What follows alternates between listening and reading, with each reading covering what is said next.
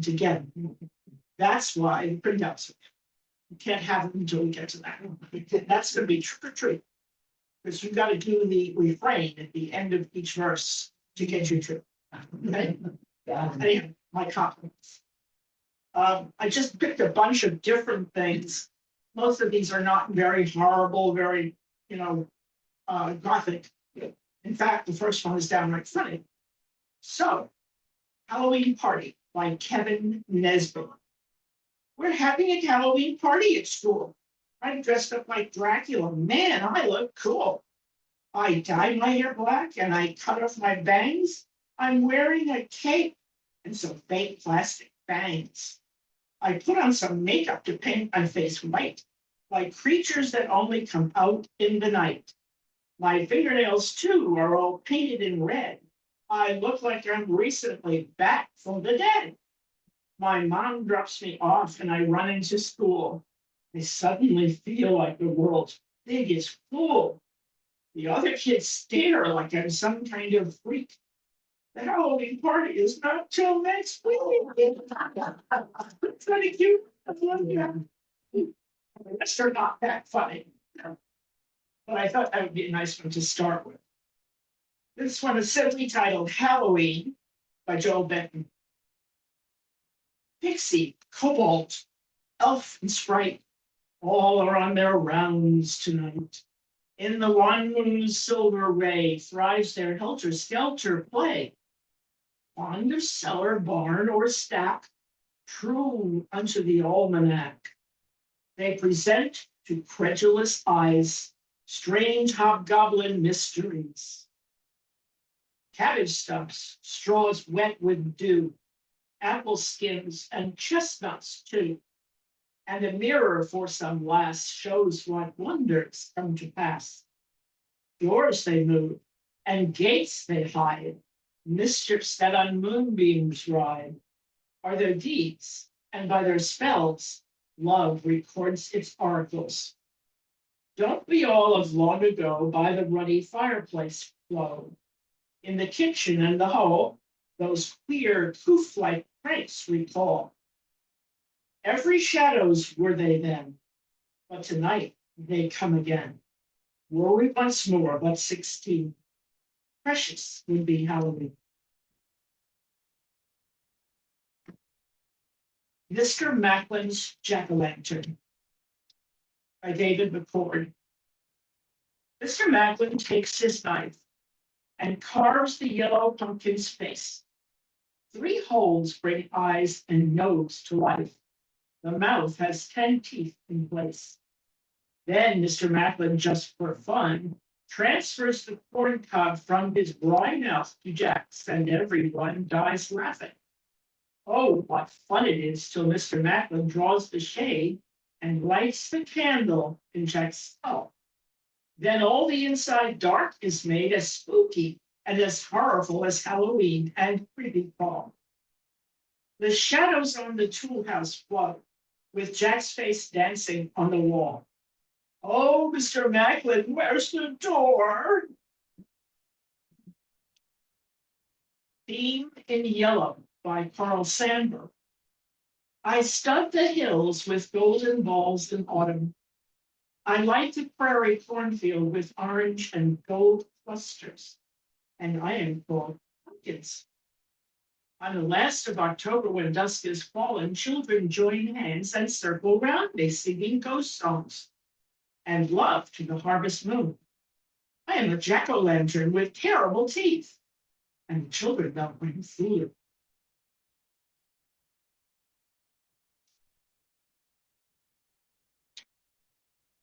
The Shadow on the Stack by Thomas Hardy. I went by the druid stone that blooms in the garden white and low, and I stopped and looked at the shifting shadows that of some moments fall thereon, from the tree hard by a rhythmic swing, and they shaped in my imagining to the shade that a well-known head and shoulders threw there when she was coming. I thought, here behind my back, yea, her I long had learned to lack. And I said, I am sure you are standing behind me, Though how do you get into this old trap? And there was no sound but the fall of the leaf. As a sad response and to deep down grief, I would not turn my head to discover there was nothing in my relief. Yet I wanted to look and see that nobody stood at the back of me. But I thought once more, nay, I'll not envision a shape which somehow there may be. So I went so softly to the glade and left her behind me throwing her shade, as if she were indeed an apparition, my head unturned, but my dream should fade. A Chilly Night by Christina Rossetti. I rose at the dead of night and went to the lattice alone to look for my mother's ghost where the ghostly moonlight shone. My friends had failed one by one, middle-aged, young and old, till the ghosts were warmer to me than my friends that had grown cold. I looked and I saw the ghosts dotting plain and mound, they in the blank moonlight, when no shadow lay on the ground. They spoke without a voice and they escaped without a sound. I called, "Oh, my mother dear." I sobbed, "Oh, my mother kind, make a lonely bed for me and shelter it from the wind. Tell the others not to come to see me night or day, but I need not tell my friends to be sure to keep away." My mother raised her eyes, they were blank and could not see, yet they held me with their stare while they seemed to look at me. She opened her mouth and spoke. I could not hear a word, while my flesh crept on my bones and every hair was stirred. She knew that I could not hear the message that she told, whether I had longed to wait. I soon should sleep in the mold. I saw her toss her shadowless hair and wring her hands in the cold. I strained to catch her words, and she strained to make me hear, but never a sound of words fell on my straining ear. From midnight to the cockcrow I kept my watch in pain, while the subtle ghost grew subtler in the sad night on the wing. From midnight to the cockcrow I watched till all were gone, some to sleep in the shifting sea, and some under turf or stone. Living had failed, and dead had failed, and I was indeed alone.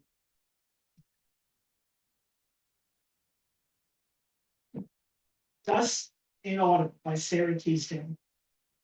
The moon is like a scimitar, a little silver scimitar, a drifting down the sky, and near beside it is a star that watches like an eye. And through the nursery window pane, the witches have a fire again, just like the ones we made. And now I know they're having tea. I wish they'd give a cup to me and witches currant cake. This heavy stuff is a little hard to separate. The Witch by Elizabeth Mary Coleridge. I have walked a great mile over the snow, and I am not tall or strong. My clothes are wet and my teeth are set, and the way was hard and long. I have wandered over the fruitful earth, but I never came here before. Oh, lift me over the threshold and let me in at the door. The cutting wind is a cruel foe. I dare not stand in the blast. My hands are stone and my voice a groan, and the worst of death is past. I am but a little maiden still. My little white feet are sore. Oh, lift me over the threshold and let me in at the door. Her voice was the voice that women have, who plead for their heart's desire. She came, and the quivering flame sank and died in the fire. It never was lit again upon my hearth since I hurried across the floor to lift her over the threshold and let her in at the door. Alumna and Can't do this without this one. Song of the Witches by William Shakespeare. When shall we three meet again? In thunder, lightning, and in rain. Double, double toil and trouble.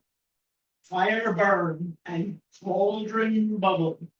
Fillet of a fenny snake in the cauldron boil and bake.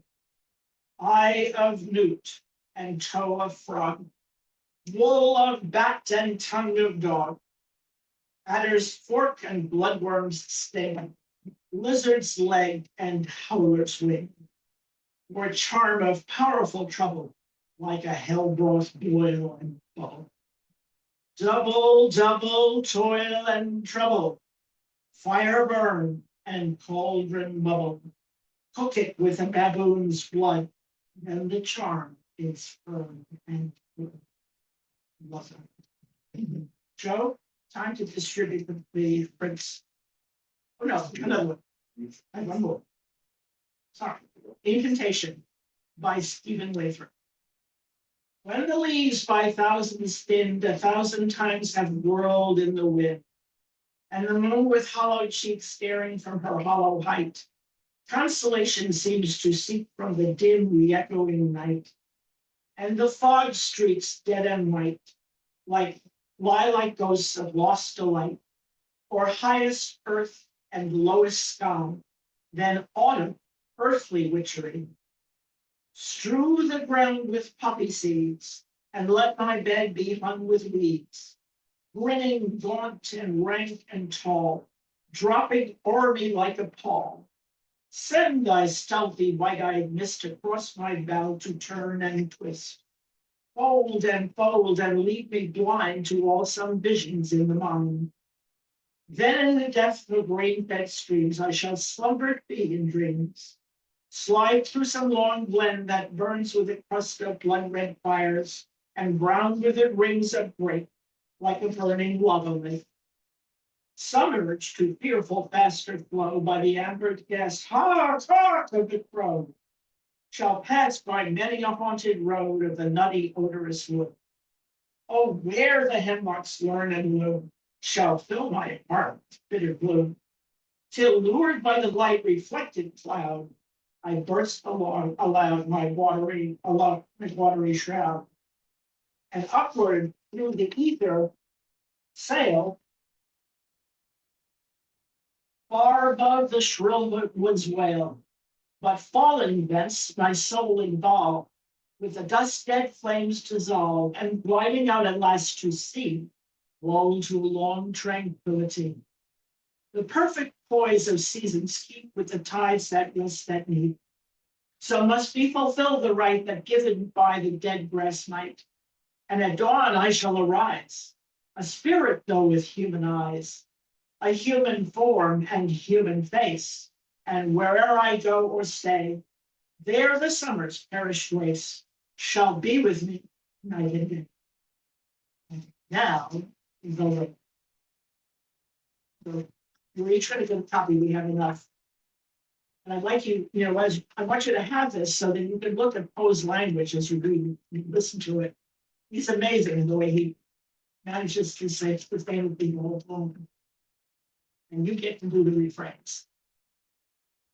Have a look at the sheet. There are 5 to 6 line verses, followed by a line that's in capital letters. That's your part. So when it comes, I'll sort of signal you and we'll all say it together. Okay? You may notice there's a little female icon at the end of that line. Mm-hmm. That is not what I typed in originally. What it was an emoji of a witch's head in black, red, and white. It was very striking. It would have made it really, but the computer for some reason didn't want to copy it. I don't know, maybe Erwin can tell it why. No? Okay. So instead we got a female image. Anyway, Edgar Allan Poe Raven has come, associated with Halloween, over the years. So it's sort of iconic to do it. The Raven. Once upon a midnight dreary, while I pondered weak and weary, over many a queer and curious volume of forgotten lore. While I nodded, nearly napping, suddenly there came a tapping, as of someone greatly rapping at my chamber door. "'Tis some visitor," I muttered, tapping at my chamber door. Only there and nothing more. Ah, distinctly I remember, it was in the bleak December, and each separate dying ember roared its ghost upon the floor. Eagerly I wished the morrow. Vainly I had sought to borrow from my book success of sorrow for the lost woman, for the rare and radiant maiden whom the angels named Lenore. Nameless here forevermore.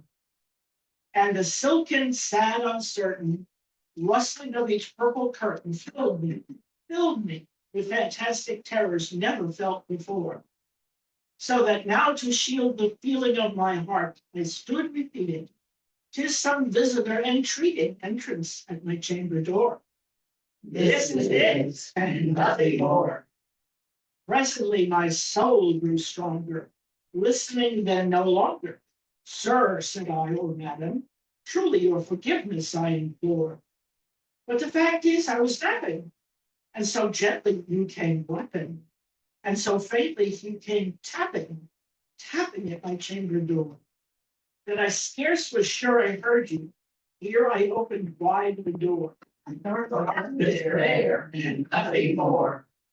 Deep into that darkness peering, long I stood there, wondering, fearing, doubting, dreaming dreams no mortal ever dared to dream before. But the silence was unbroken, and the stillness gave no token, and the only word there spoken was the whispered word, "Lenore." This I whispered, and an echo murmured back the word, "Lenore." Merely this and nothing more. Back into the chamber turning, all my soul with more burning. Soon again I heard the tapping, somewhat louder than before. "Surely," said I, "surely that is something at my window lattice. Let me see then what thereat is, and this mystery explore. Let my heart be still a moment, and this mystery explore." In the wind and nothing more. Open here I flung the shutter, when with many a flirt and flutter, in there stepped a stately raven of the saintly days of yore. He's up there on the piano. Yes. But with mien of lord or lady, perched above my chamber door, perched upon a bust of Pallas, just above my chamber door. Perched and sat and nothing more. From this ebony bird beguiling my sad fancy into smiling by the grave and stern decorum of the countenance it wore. "Though my crest be shorn and shaven, thou," I said, "art short no craven, ghostly, grim, and ancient raven, wandering from the nightly shore. Tell me what thy lordly name is on the night's Plutonian shore." Quoth the raven, "Nevermore." Much I marvel this ungainly fowl to hear discourse so plainly. For we cannot help agreeing that no living human being ever yet was blessed with seeing here above his chamber door, bird or beast upon the sculptured bust above his chamber door, With such a name as nevermore.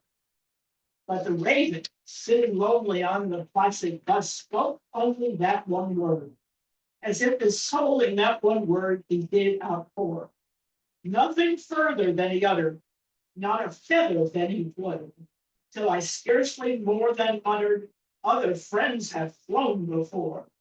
On the morrow he believed me, as my hopes have flown before. Then the wind said, "Nevermore."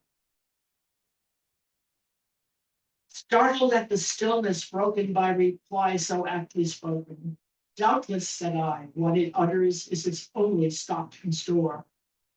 Caught from some unhappy master, whom unmerciful disaster followed fast and followed faster, till his song one burden bore, till the dirges of his hope that melancholy burden bore, of Nettings nevermore."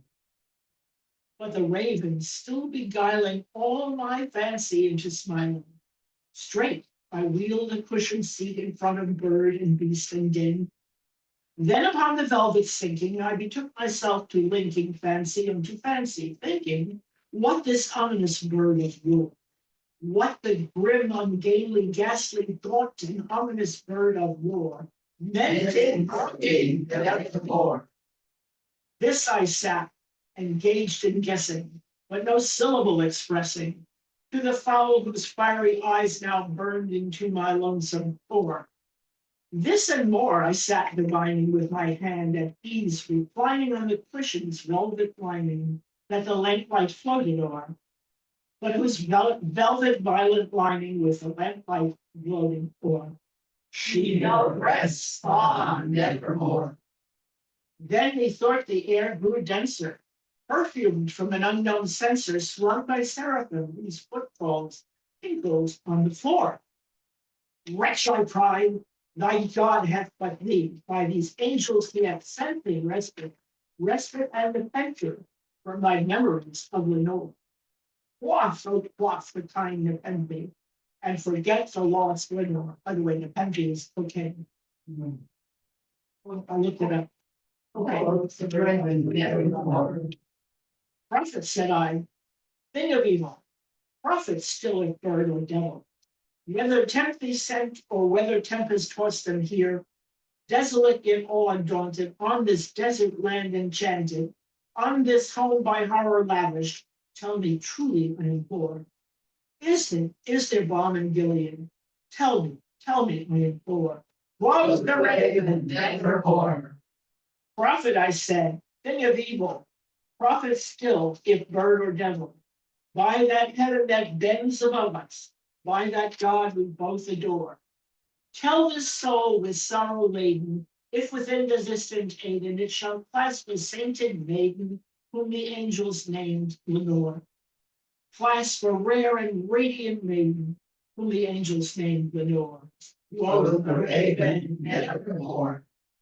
Be that, and our sign of parting, bird or fiend, I shrieked upstarting, get thee back into the tempest, and the night's Plutonian shore. Leave no black plume as a token of that lie thy soul has spoken.